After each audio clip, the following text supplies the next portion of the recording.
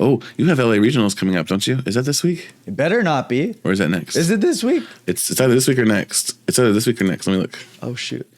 Hi, everybody. Welcome to the PokeBeach.com podcast.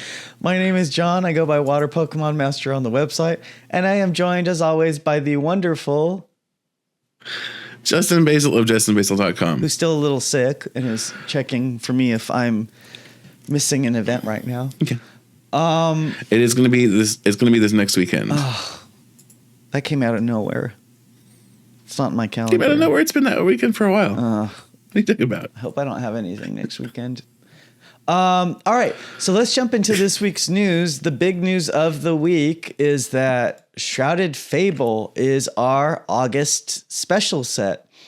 So It'll release on August 2nd. As predicted before, it'll feature cards from Japan's Night Wanderer, including Pecharunt EX, Okidogi EX, Monkidori EX, and Pheasantipity EX. You can see the booster pack artwork right here featuring them. And the set will feature reverse holo cards with a new unique foil pattern surrounding the card artwork. And that's all the details they told us. I have no idea what that means, but I figure they're trying to make the set a little more special by doing that. So Shrouded Fable will include over 95 cards, which means it will be a combination of Night Wanderer's 60, how many cards was it? 60-something cards. And then the bulk from Japan's Battle Academy set, which there were 37 cards that hadn't released from Battle Academy. But we're not going to get the Houndstone EX, Greninja EX, Lucario EX, and Melmetal EX from Battle Academy. It seems we're only going to get the bulk from that set because Shrouded Fable will have 5 Pokemon EX and 1 Terra Pokemon EX, being a Lightning type Reverum EX. So those will all come from Night Wanderer because we have Pecharunt, Okidogi, Pheasantipity, Monkidori, Reverum, and then 1 unrevealed EX, which might be Kingdra actually. And then, as we say, it wouldn't be unrevealed, right? We know it's Kingdra. Yeah, I think it is. Yeah, I'm pretty sure we know it's Kingdra already from the description. And then Shrouded Fable will have 3 A-Spec trainers, 15 illustration rare Pokemon, 10 ultra rare Pokemon EX, Terra Pokemon EX, and supporter cards, 5 special illustration rare Pokemon and supporter cards, and 5 hyper rare gold edge cards.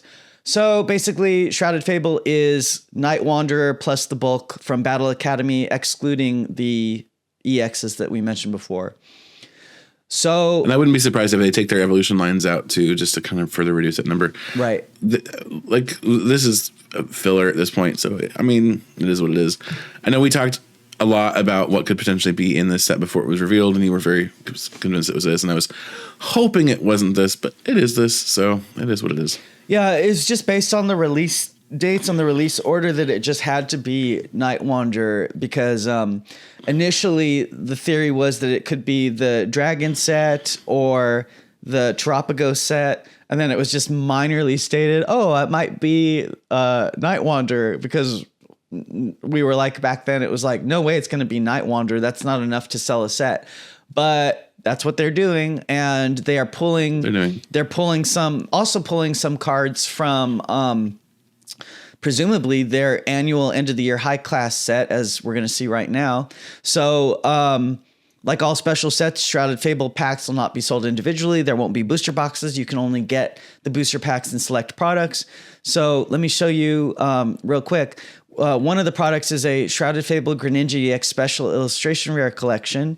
So it's going to come with this really cool Greninja EX, which presumably is going to come from Japan's December high class pack set. I don't know where else it will come from. And it's in a, what did they call it? It's in a ukiyo-e woodblock art style. And this will come with also its pre-evolutions, and costs $29.99. The art is cool. I like the art. Yeah, it's beautiful.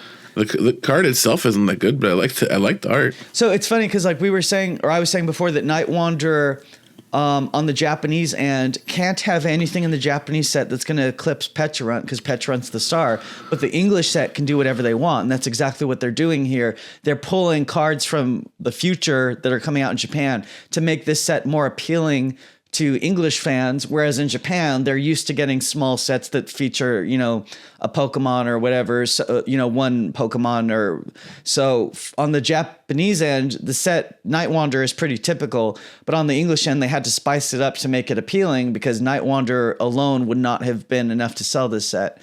So that's why we're getting these promos. And then here's also the, where did it go? Then we're also getting a King Gambit illustration rare collection, as you can see here, also coming with the woodblock style artwork, and it'll come with once again cool artwork. It's just, I mean, maybe it's good that it's not a super playable card because this one, if I'm not mistaken, came from Obsidian Flames. Yeah, and it's not a great card playability wise, but the art is really really good. So it's a special set, so it doesn't have to have like super good cards in it. But okay, let me go back to the beginning. So we're getting a Shrouded Fable Pokemon Center Elite Trainer box that's going to come with 11 packs, 2 copies of Pecharunt that are in an illustration rare style. I like that. Last week I was saying that the Ogre Pawn is a promo card, but it doesn't have an illustration rare rarity, but it is technically an illustration rare style. And then this week, now this is the first time they're using this official wording, an illustration rare style promo. So they are calling them illustration rares, even though they don't have that rarity. So you can see here, Pecharunt illustration rare style promo. So the Pokemon Center Elite Trainer box will come with 2 of them. We've seen this Pecharunt before. No, we haven't actually. So it's got Okay, so you want to talk about it? I mean, it's interesting vaguely. I can't quite read it off your screen, so I'm gonna pull it up on mine here. Its ability is Toxic Subjugation. Yeah, go ahead. As long as it's active, put 5 more damage counters on your opponent's poisoned Pokemon during Pokemon checkup. So 60 damage if it's poisoned. And then for Darkness Colorless Poison Chain, 10 damage. Your opponent's active Pokemon is now poisoned. During your opponent's next turn, that Pokemon can't retreat. And 80 HP. Yeah, and then you could pair it up with something like Radiant Hisuian Sneasler, which also adds 2 more damage counters each time you do Pokemon checkup. I think it's a cool effect. I don't know necessarily it'll see any play. Yeah. It's poison. A lot of the special conditions really aren't doing a whole lot right now. Like they're kind of chip damage and poisons respect and burns respect. Confusion does a little. Asleep doesn't really do anything. And paralyzes okay. So, I mean, I would love for it to do something, and if it does, it's cool. But I'm not expecting it to be a big deal. Which I think is why it's a promo, and it's fair that it's taking that promo spot, just because it's a cool looking card without being a card that everybody's going to be like racing after. Yeah, exactly. And then, so the Elite Trainer box has this green and purple design. Kind of reminds me of EX Holon Phantoms / Evangelion Unit 1. If anyone knows what I'm referring to. But I think it's a cool design. Purple and green dice look really cool. And then the Shrouded Fable Elite Trainer box costs $49.99, released August 2nd, the regular version. It'll just come with the regular Pecharunt, no Pokemon Center stamp. Then we're going to have the Greninja EX Special Illustration Rare Collection for $29.99, which I just talked about earlier. It comes with 5 packs of the set. The Greninja, 2 foil cards of Froakie and Frogadier, which are reprints from Obsidian Flames. Then the Kingdra EX Special Illustration Rare Collection, also getting for $29.99, comes with the same setup as before, 5 packs.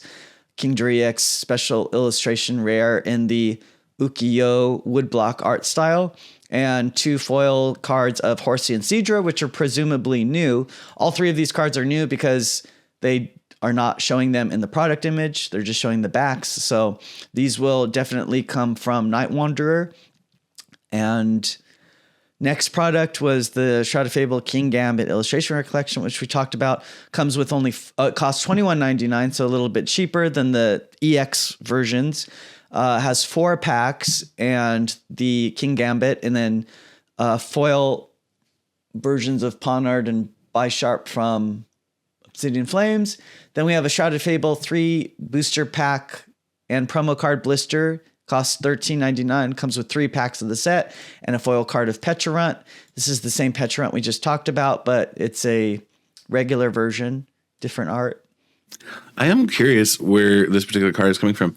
I wonder if it's like an alternate art from the set, or if it's a promo in Japan that isn't part of the set, or I'm just curious how it exists. I feel like with Petrarunt EX in the set, they probably don't have the regular Petrarunt. So I'm very curious to see where this is coming from Japan. Well, can't they have both Petrarunt and Petrarunt EX in the set? They don't typically do that in Japan. They usually just choose one or the other. Oh, well, I don't know. Maybe it'll come from the Greninja and the King Gambit must be coming from their high class pack set. That'll so maybe this is too. Maybe I could see it being like, well, I know they haven't done a lot of unique gym promos recently though, right? Yeah. So maybe it's not that either. I don't know. I don't know. It's like I said, I'm gonna be curious where it's coming from. And then we're getting mini tins, $9.99 each. Come with, as usual, 2 packs of the set, sticker sheet, and an art card. They will feature Ghost and Dark Pokemon, including Dusk Noir, Zoroark, and Darkness, Poison. I mean, or Poison in the games, Darkness in the card game. Okidogi, Monkey Dory, and Pheasantipity. And then I'm really glad that they did one for Zoroark and for Dusk Noir, because that way there's at least something for people to chase after. Yeah. And then also has what's its face? Sinistra. Mm-hmm. Poltergeist, Sinistra. Which one is it? I get them mixed up since they switched their names. Yeah. And then we're gonna get a Shrouded Fable booster bundle. This is the only product releasing later. It'll come out September 6th. So in other words, you buy the special products because you can't wait and you want them, and then you can finish off the set with this booster bundle later. Costs $26.94 and has 6 packs of Shrouded Fable. There's 2 different designs. I still don't understand why they have 2 different designs. There's got to be a reason for it. Different regions, that's all. It's just different regions. Is that all it is? Okay. Yeah, this is ours, and I think this is Europe's. And I think there's one other design for ours. Because when they did it the other way before, ours were still like the build and battle kits, which is like the one on the right. Yeah. So I'm curious. Yeah, well, they all come with the same thing anyway. And then Ultra Pro is releasing their usual 4 and 9 pocket binders featuring the booster pack artwork of the set. You can see that here. So the set description mentions it'll feature 5 gold cards. Japanese sets usually only have 3 gold cards. So we're probably going to get in our English set, the cut Darkness and Metal Gold Energy that were supposed to come out in Paradox Rift. So they're saving that presumably for this set because, the Loyal 3 and Petrarunt are all dark type. Then the illustration rares. Loyal 3 and sorry, go ahead. Sorry, the Loyal 3 and Petrarunt could also all get golds. I don't know what the 5th gold would be, but that would be 4 of them. I guess that's potentially true, but I think it's just pretty likely these are in here, or maybe they just put the dark energy in and put the 4 gold in the dark energy. I don't know. I'm just thinking here. Let me see what the description said. Actually, now that you say it. 5 hyper rare gold edge cards. Well, they would have said Pokemon. They would have specifically said 5 hyper rare Pokemon gold edge cards. Well, that's what I'm saying. No, they could still do the 4 as gold and then the gold darkness energy. Oh, maybe. Yeah, I guess that's possible. I mean, it's still more likely that the metal comes with it, but it's a possibility. Yeah, it's true. And then it'll also obviously come with those 3 illustration rares of the Loyal 3 that were cut from Twilight Masquerade. They won't be promos, but they'll be in the set itself. And then we already talked about cards from Night Wanderer that were revealed with the Japanese set reveal, so you can see those here. Mm-hmm. These are going to be what's in our English set. We talked about all these last week when they were revealed. Yeah. So that's going to be, this will be, I like that. So Shrouded Fable is going to be Night Wanderer, but it's also going to have a couple of cool promo cards. So I'm somewhat, I think this is okay. And I like that it's smaller. I like that it's going to be a smaller set. So I'm okay with this set. I'll probably just pick up like the Kingdra EX and the Greninja EX because they're water Pokemon, and I love water Pokemon. Well, the Greninja is just a No, in the promo, games. so it's not even part of the set. Oh yeah, so I'm gonna pick up those products, and because I want those promos, but I'm not gonna like super invest in this. I think the biggest takeaway I have from this is, for once, it's not Shrouded Fates. Oh yeah. It's not a Fates. I mean, granted, they don't have the shiny vault kind of stuff, but in here, but still, it's nice to have a special set that isn't something Fates. Oh, and then also I forgot to mention. So this means we're not going to get, based off their set description, we're not going to get the alternate arts of Venusaur, Charizard, and Blastoise. We're not going to get the illustration rare that haven't released here of Bulbasaur and Squirtle. Or the Garganacl and Flamingo EX. So presumably we're still, I mean, we're probably going to get a special set at the beginning of next year because that's the pattern that they've been doing for the last few years. So we'll probably see these in like January or February in English. But we have to see what their high class set is going to be before we can for certain say that, because I don't know, maybe they won't, I don't know, maybe it won't be, maybe they'll go back to just having a high class set that doesn't have that many new artworks in it. So, and these will just be designated to promo products like spring tins or something, and EX boxes. So yeah, we'll see. Also, like Shrouded Fable, I think that's kind of a weird name. What did you think about that? I don't know, I like it. What is What is Shrouded? Like, what is are they shrouded concealed? in dark? No, I know. I mean, like, what is that referring to? Like that they were wandering around at night and they were like shrouded in the darkness, maybe, or that the fable of the Loyal Three, because in the fable games, itself was kind of concealed. In the like the real story was concealed. So maybe that's what it is. Because in the games, the Loyal Three were thought to be protectors that defended the village from the evil Ogerpon, when it was actually the other way around. Ogerpon got attacked by the Loyal Three because they were trying to steal her masks at the behest of Pecharunt. So maybe that's what it is. The fable was shrouded in, I don't know, incorrect information. All right, so that's Shrouded Fable coming out August 2nd. Look forward to it. All right, so what's our next story of the week? Should we talk about, let's talk about the Night Wanderer reveals, since these will be in our set. Sure. So we have a new A spec, Pokevital A. It's you can take over. So Pokevital A has the effect heal 150 damage from one of your Pokemon. So in a way, this is like a boosted gold potion, if you remember the A spec gold potion from way back when. But it's also kind of worse than gold potion because it has another clause on this card. It says, if this card's in your discard pile, it can't be put back into your hand or your deck. So there's no way to recover this card except to like do some shenanigans with the prize cards, which not so great. I want to like this card and maybe it'll find some use, but I'm not hopeful. I don't know why they're putting in this clause lately, but because they did it on that energy, right? The other one, the stadium. Yeah. Oh, stadium, whatever it was. But yeah, the stadium. The name to me, Pokevital A, seems to imply there might be a Pokevital B. So maybe these are like somehow combo together. I don't know. Maybe not. I don't know. We'll find out. I mean, maybe there'll be something interesting with it, but I don't know. I'm not super. Yeah, I'm not thinking there will be. How's that? If there is Pokevital B, cool, but I'm not like. We'll see. Chomping at a bit for it. I think if Pokevital A had been more interesting, absolutely. But as it stands now, it's one of those cards that could see niche play in something, but there's probably a better A spec that the deck could run at the moment.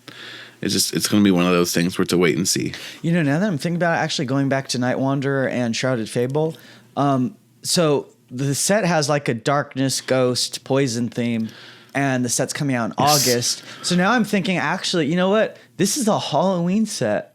I think that's what I'm thinking. Kind of, yeah. It's a Halloween set because Decidueye is part ghost, and they had Zoroark on the tin, Dusk Noir. This is not a Christmas set. It's a Halloween set. Oh, I just figured it out. And that's why the colors, well, it's not orange, but it's got purple, which is a Halloween color. But, okay, so that's what they're doing. It's a Halloween set. All right.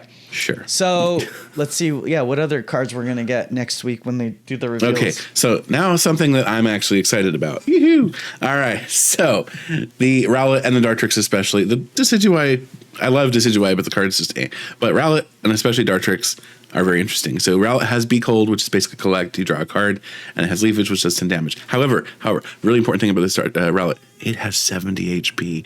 Super, super good for the current meta with Dragapult running around. It can't just drop 6 damage counters on it and knock it out. It has to have that extra damage counter, maybe some shenanigans with Radiant Alakazam or whatever it is. I like that it's 70 HP. That's nice. It makes me happy. I also really like the art for this Rowlet. It is so good. Love it. Yes. Super excited about the Rowlet. And Dartrix is... I am so happy about Dartrix. Okay, so United Wings gets another buddy. Yeah. We have been waiting so long for United Wings to maybe be relevant. Don't get me wrong, Dragapult is still a threat. There's still the threats to this deck. But there is now a fourth United Wingser that actually matters, and it is Dartrix because it is hitting the grass weakness, which is super good. Yes, you're going to have to evolve up from the Rowlet, but that's okay because you're going to one-shot those Charizards really easy using United Wings. You have a higher damage cap now because of this next United Wingser. I'm so happy about this. So United Wings, if you're not familiar, is an attack that lets you do 20 damage for each Pokemon that has the attack United Wings in your discard pile. So often you're using cards like Ultra Ball to discard your Pokemon that have the United Wings attack. You're dumping them into the discard pile, trying to get the discard pile full of them as much as possible, and then you're attacking with the rest of them that you have in play. Or using something like Ditto to copy the attacks of one of them from your discard pile that way. Both Murkrow and this Dartrix have a single colorless energy for the attack cost, which means you can just throw an energy on there and attack with it. Whereas I believe it's Wattrel. And is there another bird I'm forgetting? There is, right? What's the other one? Why can't I remember it? Don't ask me. I can't remember anything. I'm gonna do some what is Google this for artwork? Is it crayons or something? I don't know, but it's cool. Or it's maybe it's pastels. It's Flamigo. That one's Flamigo. Flamigo and Watcher both have the colors, double colorless attack cost. So you could use something like a double turbo energy to attach to it. You'll lose 10 damage or 20 damage rather when you're attacking with it. So you basically have to have a whole extra United Wings from the discard pile to make up for that. But they also can attack with United Wings. So you have four different attackers, all hitting very interesting weaknesses. Darkness is hitting all these psychic attackers. You got lightning attack doing the water Pokemon like Palkia. You're hitting good weaknesses on all these attackers. And grass is like the last one it really kind of needed, and now it has it. I was really hoping that it would be like Tropius. I didn't even think of the Decidueye line, which shame on me, but. And something that also makes this even more interesting. So there's the Decidueye EX from Obsidian Flames, which is kind of an card, but it has a decent amount of HP and an okay ability. Now you could play that like a one of maybe in United Wings if you somehow find the space, and also play a Relicanth and find the space for that. And you could still be copying the United Wings attack on the Dartrix while having the Decidueye out with all that HP and doing tons of damage with it. To me, it just makes the deck very interesting again and makes me want to dive back in. And the Eternal format that I play a lot with my friends here locally, which is the original base set forward. United Wings is a valid deck in that format too, much more so even than in Standard. And this just makes it even cooler in that format. I'm super, super excited for another United Wings attacker. I love your excitement. And again, your audio cut out. I think your microphone has like some kind of, I don't know what it is, but I heard most of what you said, but then I saw the joy on your face and the happiness again. I'm excited for this too, actually. Like if I were to build a deck, I think I would, because I'm a bit on a budget. I think this would be a really fun deck to play for those of us who are budget conscious. And I like that, as you mentioned, there's like different types of attackers and everything. And I love that they also put this on a stage 1, because that's part of a stage 2 line. Because I think, and it's a really underloved stage 1 too. Like, Dartrix. I don't is like not Dartrix. the Pokemon I think of. I don't like Dartrix. I was like, do I care about Dartrix? No. Not especially. I love Rowlet. I love Decidueye, but Dartrix has that awkward stage 1 thing going on, just like a lot of the stage ones. I hate they've been doing that in recent generations. Like I really think like the stage, the middle evolutions in like Gen 1 and 2 and 3 were all pretty cool, and then they started making them like really ugly like later. But anyway, all right, and then Decidueye, Featherstock, draw until you have 7 cards in your hand for 1 colorless. Yeah, I think this could be a decent. Well, if it were in a pre-release capable set, in a set that had a pre-release, this would have been a very interesting card. I think outside of that, probably it's just going to be your holo in the pack that you're unfortunately going to see. Although, correct me if I'm wrong, but I see U on the bottom of that. That makes it an uncommon, is it? At least in Japan, right? Yep. Mm-hmm. And they've been changing our rarities a lot less often over here, so it'd be very interesting to see it as an uncommon over here. That'd be kind of nice. I guess they want Dartrix to be the star here. Yeah, I mean it's an uncommon too. No, it means you'll be kind of fighting. Dartrix is common, but it's kind of like Dartrix. That's even cooler. It's like Dartrix is supposed to be the star here, and then they downgraded a Decidueye because of that. So then they did a what was it, like a Venusaur from Shining Legends thing, where the Venusaur's still an uncommon. Yep, that's cool. I'm actually very happy about that too. That makes, because for whatever reason in Scarlet and Violet, uncommons are kind of hard to pull. I don't know if it's just the quantity versus the ratio or whatever, but they're a little harder to pull than maybe they should be. But yeah, and then I like it. It also has for Grass Energy, strong shot, 170 damage. Discard a basic Grass Energy from your hand. If you can't, this attack does nothing. So for 1 grass. Yeah, I don't know how much play this Decidueye would see, but it's cool. I like the art at least. I love when Decidueye was first revealed. There were so many people having trouble. They didn't know how to pronounce it. And I remember saying like somebody say Decidueye. Decidueye. One of my locals unironically calls it Decky Dewey. Decky Dewey. Oh, that's kind of a cool name. Decky Dewey. Decky Dewey. And then we have Slitherwing and Iron Moth. So the cool things about the arts on this, obviously if you're listening you can't see this, but both of the arts for these two are done by Shinji Kanda in that style that's just so intricate and detailed.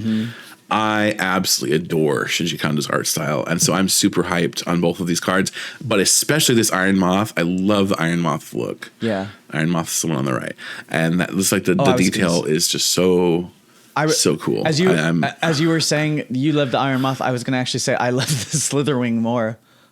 Yeah, I love the prehistoric and the sunflowers and whatever.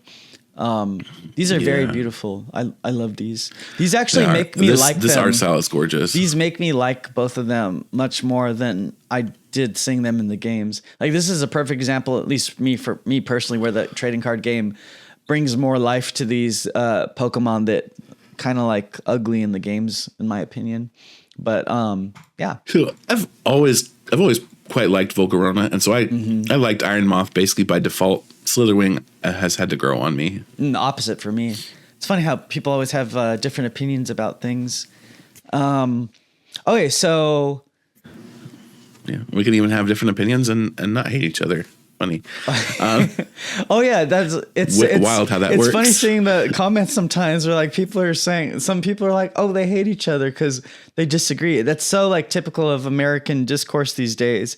It's like, maybe in politics, people like hate each other, but we're just talking about Pokemon. So we're allowed to have different opinions and not like, it's not a person. Yeah. You're supposed to separate the person from the opinions and the arguments because they're just opinions, you know? It's not like American politics where people like tie the opinions to the person. Like this is just Pokemon. So you're allowed to disagree because it's not important. It's all subjective. It's all subjective. We don't hate each other. We love each other. It is. We can have disagreements on opinions and stuff, and it doesn't make us like hate each other. Anyway. It's like we're literally meeting up for the first time at NAIC this year. Like, we're fine. We got this.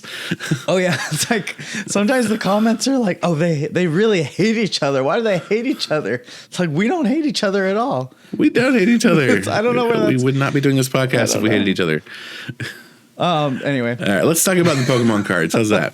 So Slitherwing is a fighting type Pokemon. It is a basic Pokemon that has 140 HP. It has, for a single fighting and a single colorless, the Iron Buster attack, which does 20 plus damage if your opponent has a future Pokemon in play.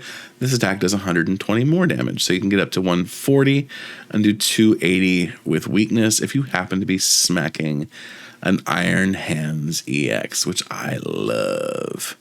His Iron Hands can go die in a fire, and Slitherwing is going to make sure it ends up in that fire. I love it. And then we also have Iron Moth, which is kind of a Volcarona here.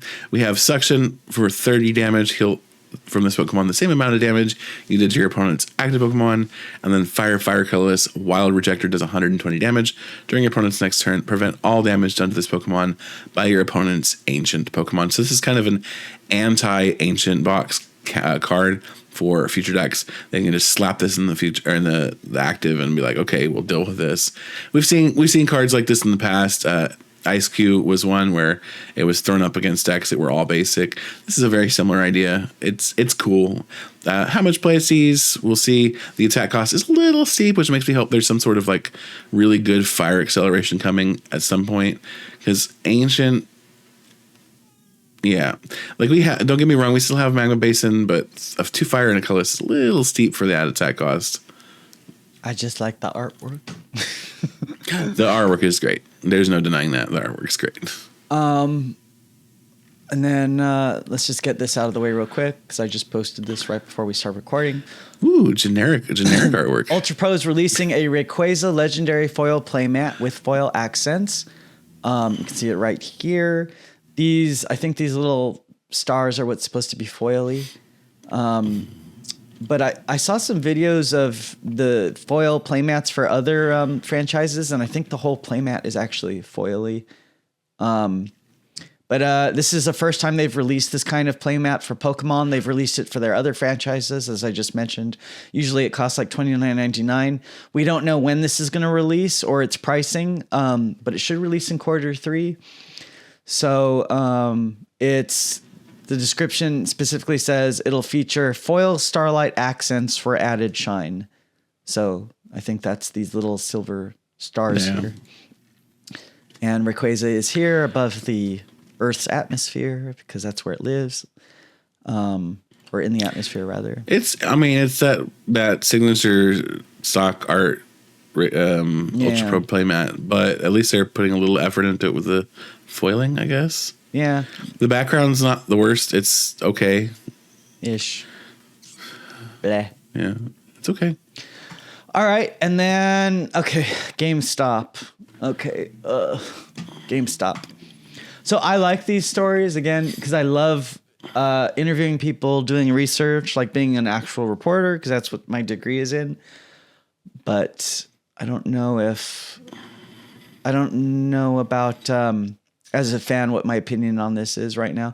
But anyway, okay. So our story is that shockingly, GameStop's graded card program will buy PSA cards for their market value. All the details. And that's with an asterisk now. But we've now learned full details of GameStop's graded cards program. GameStop plans to launch the program at all locations in June. So that's rather soon, actually. On Tuesday, it soft launched the program in 200 stores in Texas, Connecticut, Kentucky, Georgia, Mississippi, Tennessee, and New York. So I said in the story when I first posted this, it appears GameStop will offer fair market prices for PSA cards. When we first revealed this program last week, the most common critique was that GameStop would only buy cards for a portion of their value. However, that's not the case, at least not currently. And that was based off the data we had at the time. For example, when visiting a store earlier today, GameStop offered for a PSA for a PSA 10 Jolteon VMAX, $158 cash or $176 store credit. A PSA 10 Noivern V was $121 cash or $135 store credit. These are pretty similar to what you would get for them if you purchase them on eBay, but we were only working off limited data at the time, which I'm going to get to in a bit. So these two examples are good examples of how GameStop's program could be valuable for some cards.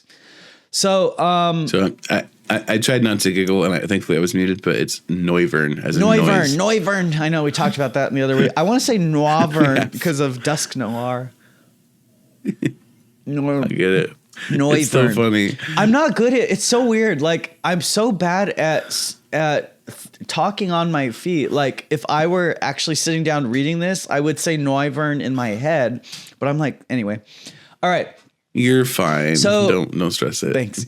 So GameStop's buying prices are similar to the price guide on PSAcard.com. So PSA scrapes auction websites to determine the average market value of a card. So GameStop appears to be using that database for their prices.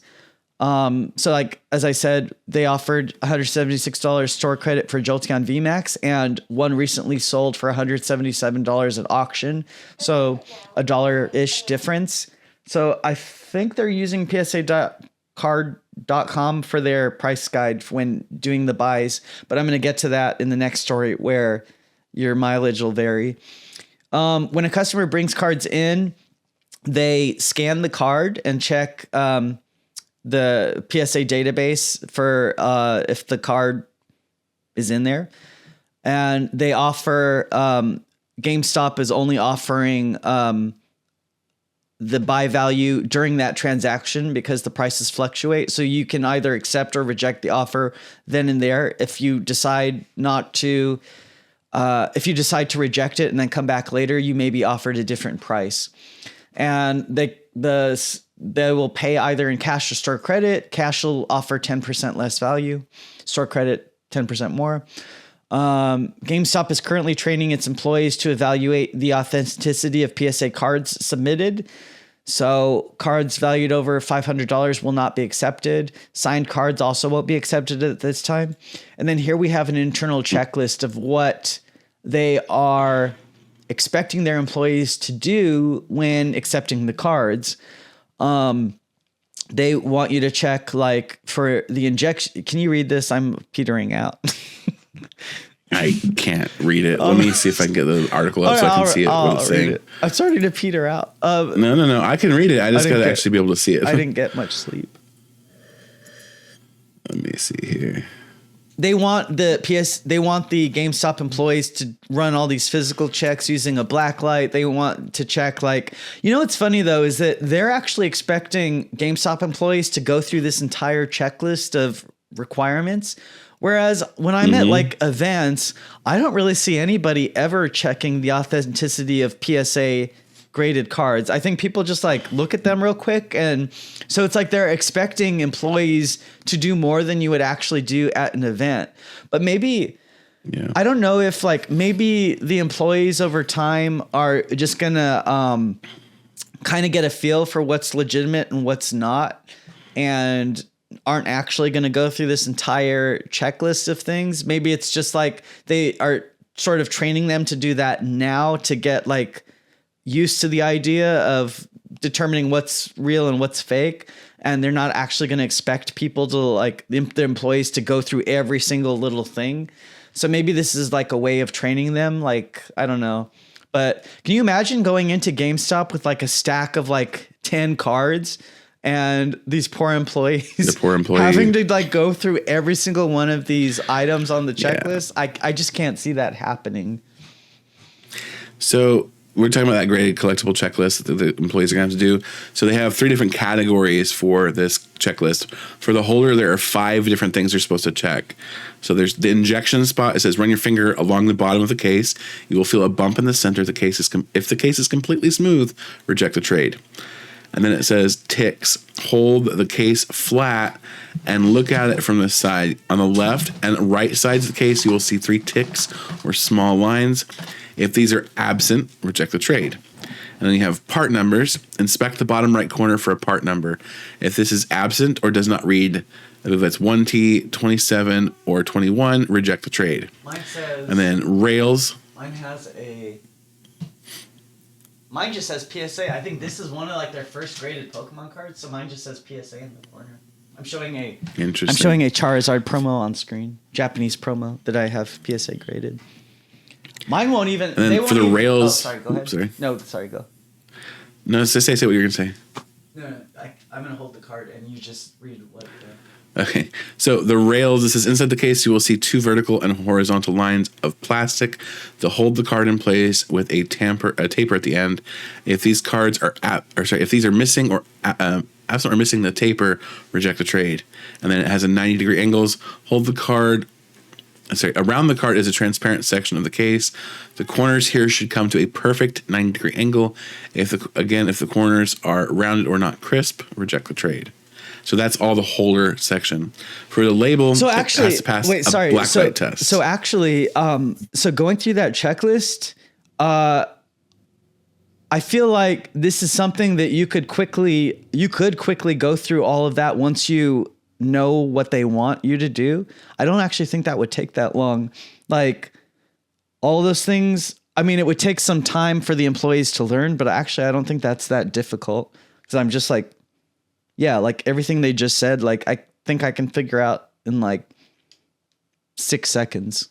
So maybe that's not too bad. Anyway, so now let's get to the label. For the holder. I think these other ones get a little more complicated. So now let's get to the label. For the label, so they're supposed to be passing a blacklight test. You're supposed to shine a blacklight on the front of the PSA label. The white space on the label should not reflect the blacklight. If the strip glows, reject the trade.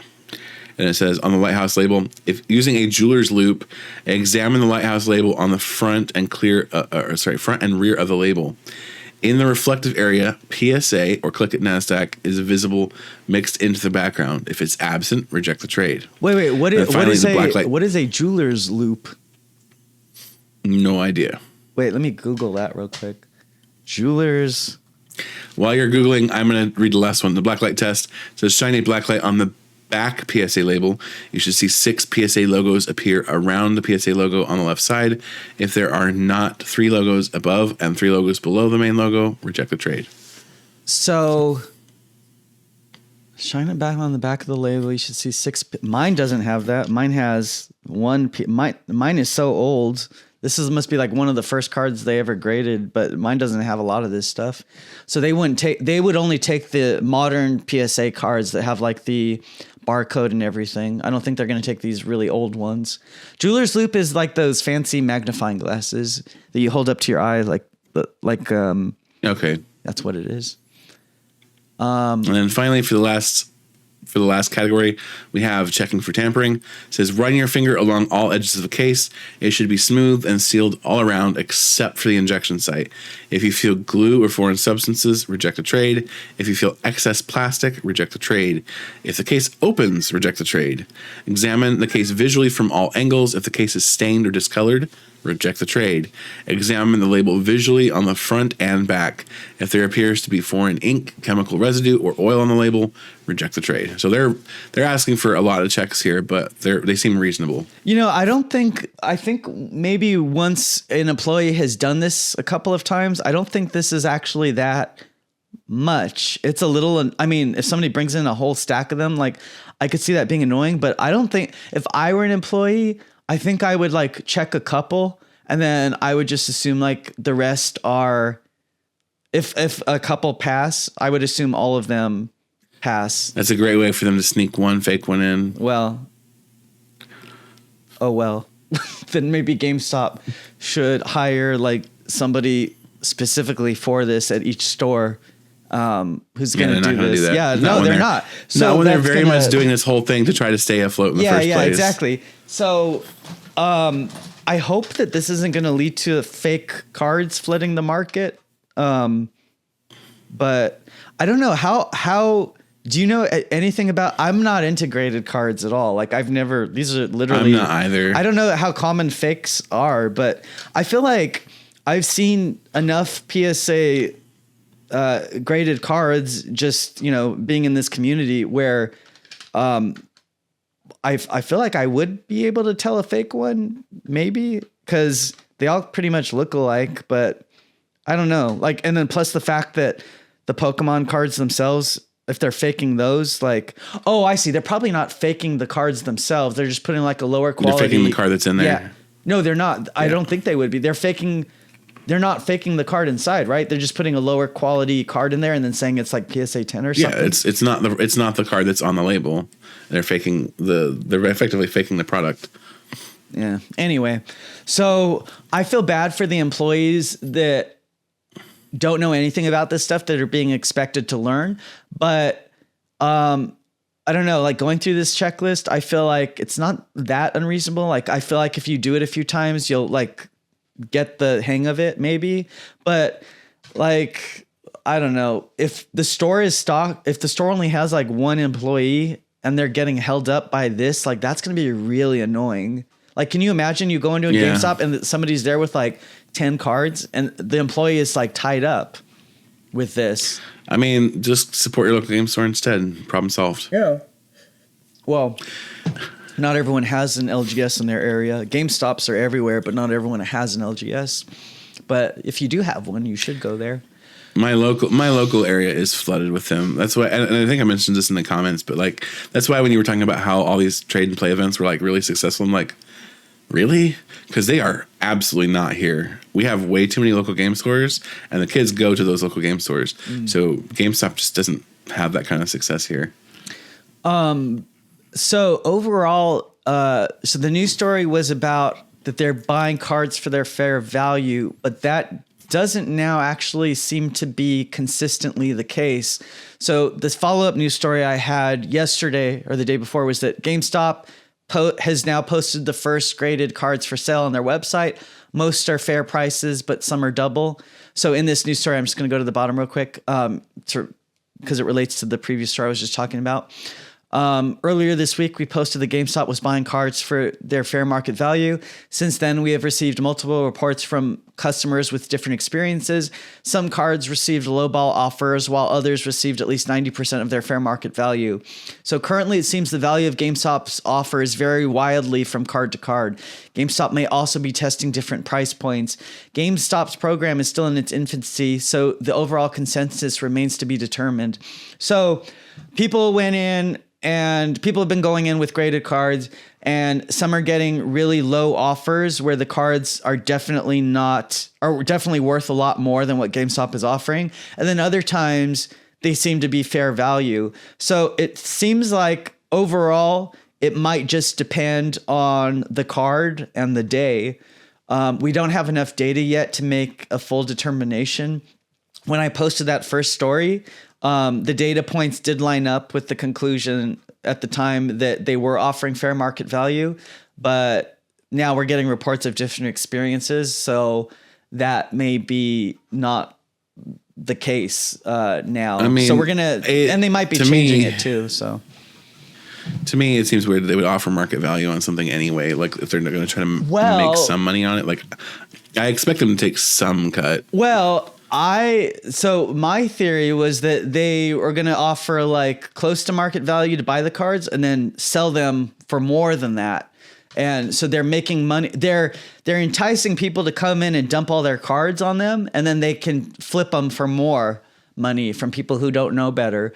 So now this news story is about GameStop now selling the cards on their website, and most seem to be fairish prices, but others are like way beyond what they should cost.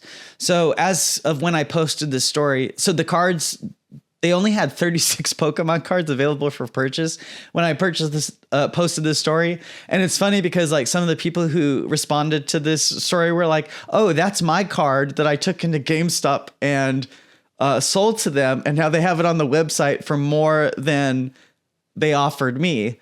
They took their card in, GameStop paid them for it, and now GameStop is posting it for more money. But these cards are going to start to ship out on May 24th. And obviously GameStop is going to add way more cards as their program, their stores ship the cards to stores and their program rolls out to more stores. But so it seems that from the listings that they have, we have different scenarios here. So most of the cards are available for around fair market value. Some are at a discount and some are wildly more expensive than they should ever cost. So you can see here, GameStop is definitely turning a profit because I imagine that they bought the cards for like maybe 90% of what they're worth. And most of them they're selling for like a little more than market value, like a tad more. So they are definitely making money off each of these and then wildly making more money for some. So we have a Charizard from Celebrations. At recent auctions, it sold for 160. GameStop is selling it for 167. Blastoise Celebrations, 48 at auction, 50 at GameStop. Mew EX Celebrations, 35 at auctions, 35 at GameStop. Charizard EX promo, 39 at auctions, 107 at GameStop. Jolteon V promo, $32 at auction, $45 at GameStop. Charmeleon, Shiny Charmeleon from Paldean Fates, 50 at auction, 95 at GameStop. Here's an example of the opposite. The Mega Lucario EX promo from the Mega Powers collection from the X and Y days, 55 at auction, 36 at GameStop. So that's an example of something that's actually cheaper at GameStop. Charizard V-Star, the regular version, 125 at auction, 126 at GameStop. So basically, you can find every possible scenario here. What I find interesting is that a lot of these cards are exactly what a lot of different websites compute their auction price to be. So I think GameStop is plugging into some of these price tracking websites to offer what they're offering. So yeah, you can find every possible scenario. So it's definitely, there is some value to serious collectors here because you can go to GameStop's website and find cards like that Mega Lucario EX that are $20 cheaper than what they should be, than what you could ever find on eBay. And then most of the others are costing around what they should cost. And then some are wildly more expensive, as I mentioned. So this is definitely going to be valuable to the serious collectors.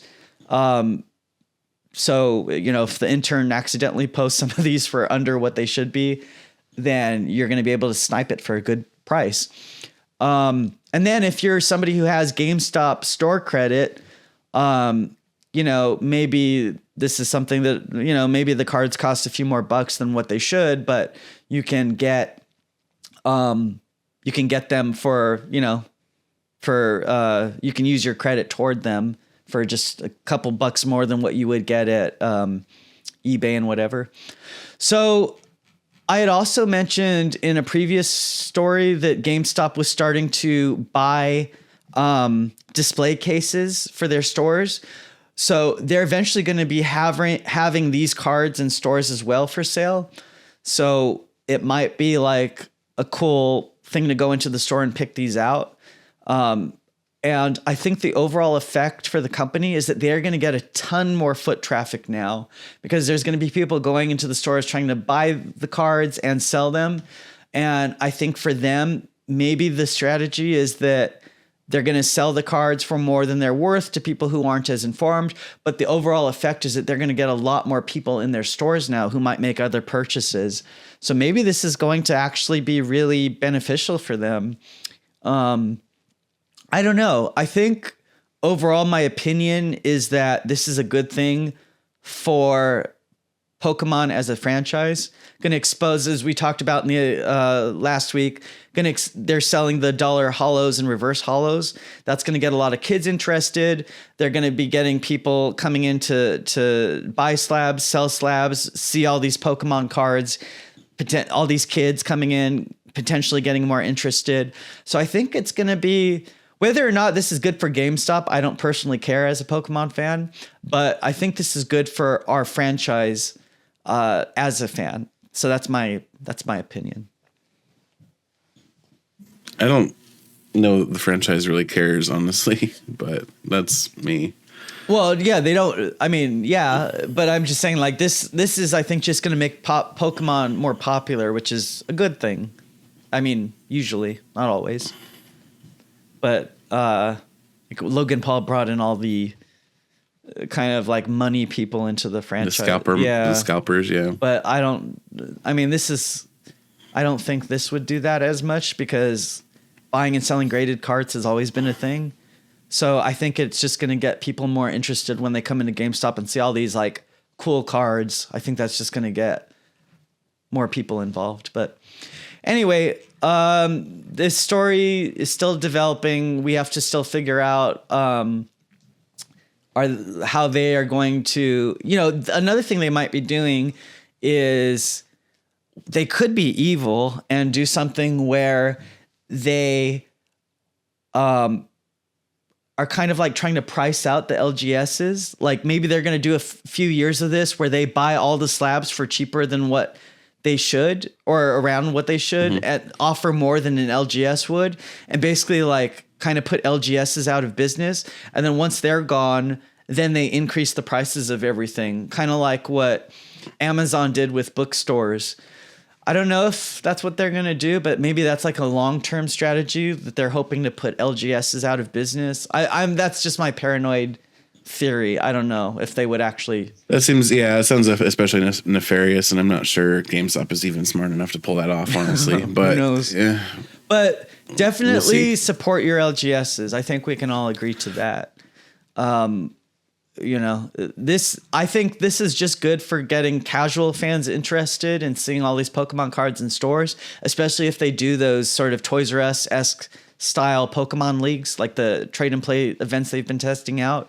So we'll see. It remains to be seen, I think, what the overall effect is going to be for fans, but we're going to continue to watch this story. All right, so I think that's it for the week. There's actually just one more story. The Pokemon Center is going to be launching in Australia and New Zealand. Right. Forgot about that. TPCI has announced that the Pokemon Center online store will be expanding to Australia and New Zealand. While no timeline has been posted, TPCI states there will be a soft launch soon, followed by a full release shortly thereafter.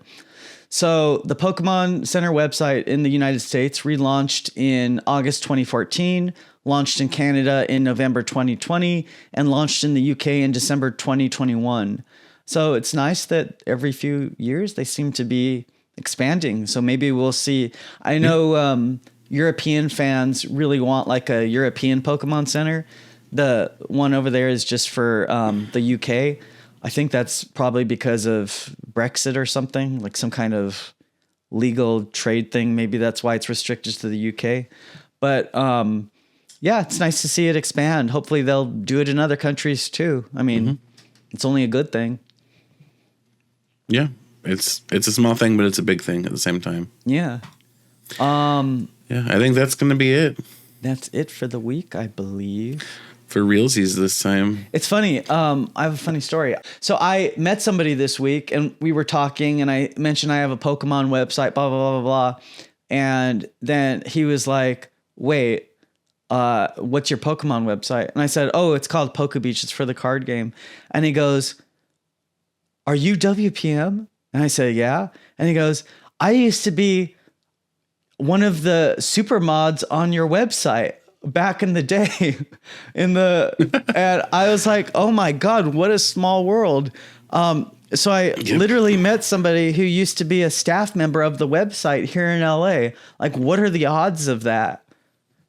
Like, not high, but they did happen. It's so bizarre. I mean, I sometimes meet people who, visit the website, but not a staff member. So it was, we were talking about the past and how I used to terrorize everybody with my April Fool's jokes and stuff on the forums, and we were just living up the past. It was a lot of fun. But yeah, it was so weird, like meeting somebody like that who was so actively involved in the website back then and lives in my area. So funny, Pokemon brings us all together. If even years later you can connect, and that's why I love this franchise. It's an excuse to meet people, talk to people, connect people. So anyway, all right. Yeah. So that was my fun story for the week. All right. Well, we will see you all next week and hope you have a good week. And I guess I'll be going to LA. And comment Rowlet in the comments. So if we're doing if I'm doing LA regionals next weekend, then when are we recording? Are we going to record Friday? That's a good question. It might have to be Friday. Friday evening. Well, we'll see. Maybe. All right. We will. Is there anything else we want to say? Is that it for the week? I think that might be it for the week. All right.